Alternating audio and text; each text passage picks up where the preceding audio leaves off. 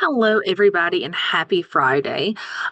If you guys are watching this on the day I posted, it's Thursday, but you should be watching this during class time or some other time on Friday.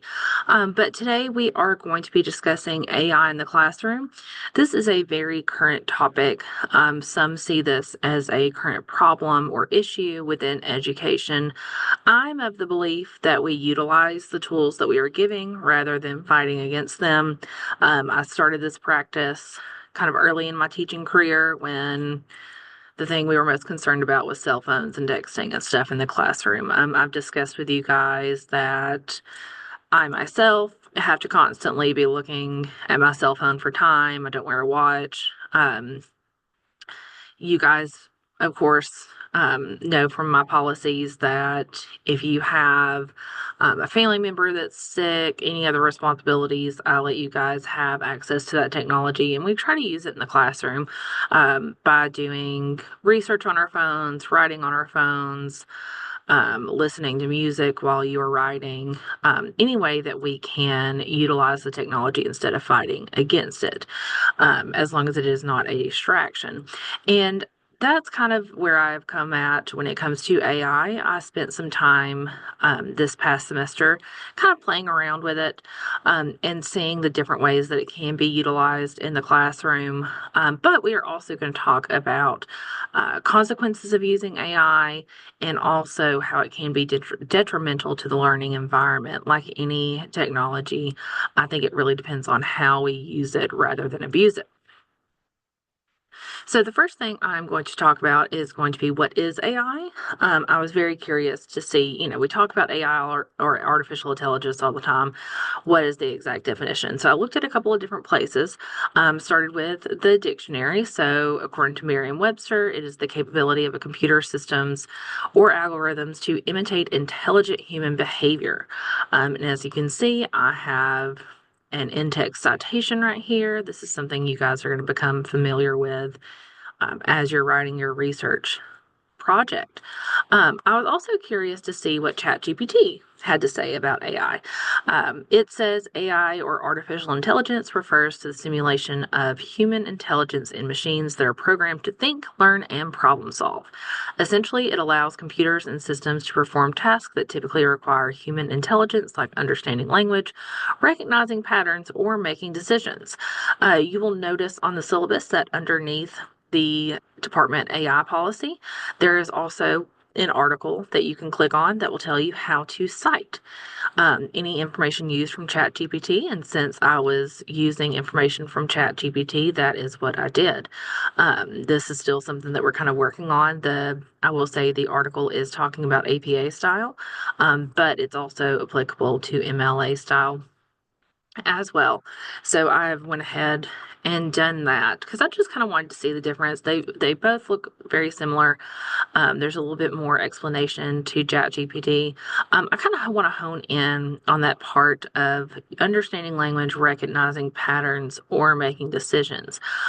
Even though it can imitate this human intelligence, I will talk about some examples I've seen in the past where it's kind of that, especially that recognizing patterns part, because it recognizes patterns, it also uses patterns. And that is a way that we can detect AI usage in the classroom. And I'll show you guys a little bit of that whenever we look at an AI detector here in just a few minutes. These are the ways that we can utilize AI in the classroom.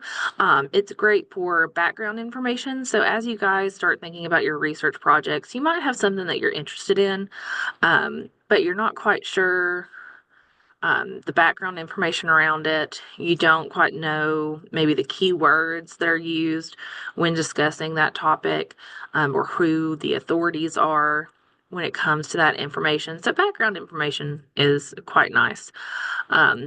From AI because it does collect from a bunch of different sources. Research, there you can, even though it's not the first place I would start when it comes to research, you can use it as a way to find some peer-reviewed outside articles.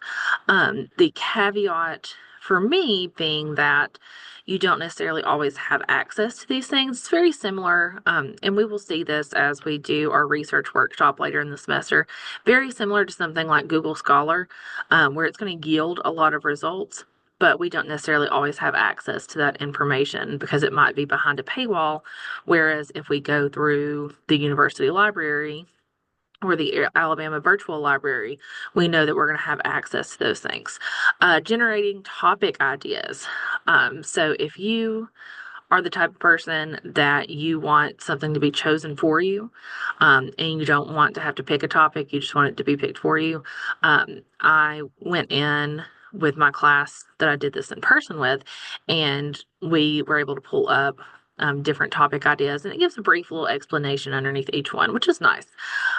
So again, kind of utilizing it as a search engine, or a little bit more of an advanced search engine than just Google.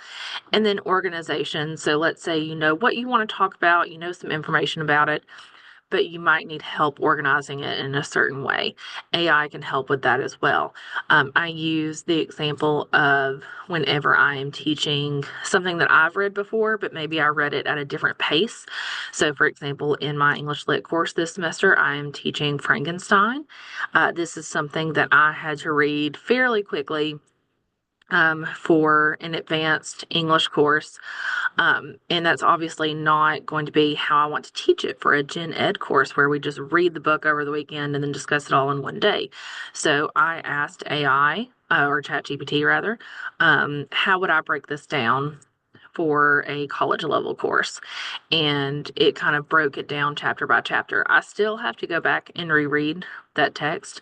I still need to be able to discuss it with my students. I still need to be able to give them that background information, and give them resources. However, it did help me with my job a little bit in order to organize it and think about it in a different way, that was going to be more beneficial to my students.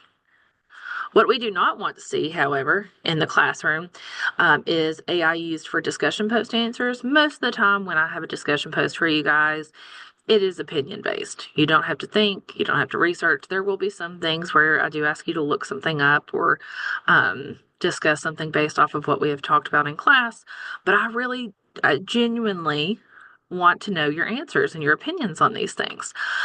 Your entire essay does not need to be written by AI. This is a writing classroom, even though this is a general education requirement. And a lot of you guys take it because you have to. One of the reasons why it is a gen ed requirement is because regardless of whatever field you are going into, you need to have communicative skills. So writing, I know, can be daunting for some people, but you're essentially just sharing your ideas with others. It's just in text-based form. So this is something you still need to be able to read something, understand what it's saying, and be able to give that information back out to someone else. This not only could potentially help you in future college courses, future occupational situations, but also just as a human, we need to know how to communicate with each other. We need critical thinking skills. It's very important that we are not letting a machine think for us, even though it's convenient sometimes. I use the example. I have a friend who one night we were going out to dinner and they could not decide between sushi or wings. And so they asked ChatGPT, which should I go get, sushi or wings? And we ended up going to get sushi.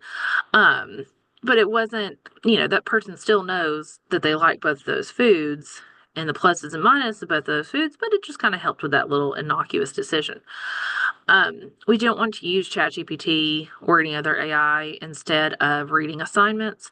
Most of the assignments that we read in this class, we are going to do in class anyways because they're short, they're easy to listen to an audio version. So we will be doing that. So that's not as much of an issue in this class. And then we don't want to use it to create our entire outline or annotated bibliography. Again, we can essentially get some pieces of these things from AI, use it as a search engine tool. But you guys need to know what is going into your paper, what kind of research you're utilizing, and be able to express that to somebody else. I'm going to do an AI detector demonstration in just a second, but this is kind of my caveat, and you guys can go back and look at the PowerPoint to kind of read this whole thing. But it's kind of reiterating what I was saying earlier. I want to help you guys with your writing, but I can only do that if I actually see your writing. And you guys are smart, you are capable, you have opinions, you have passions. And I don't want you guys or anybody to replace all of those things with a computer generated thing. I would much rather you ask me for an extension or come by my office hours or we work together than have an AI generated assignment and that result in a 0 for an assignment or you having to do an assignment over again. So let's just try our best. It's very tempting to use and it can be a useful tool. But I am personally of the belief that your brains are much better than AI. I'm going to show you guys a little bit about what can be done.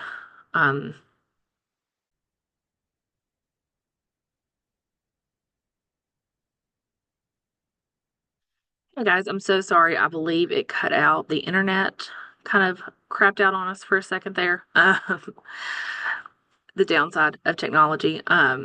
So I'm going to have to share again the screen. And hopefully I'll be able to edit out what we were interrupted by earlier. And I won't have to do this all over again. If I do, it'll be okay. So let's go ahead and look at the AI detector.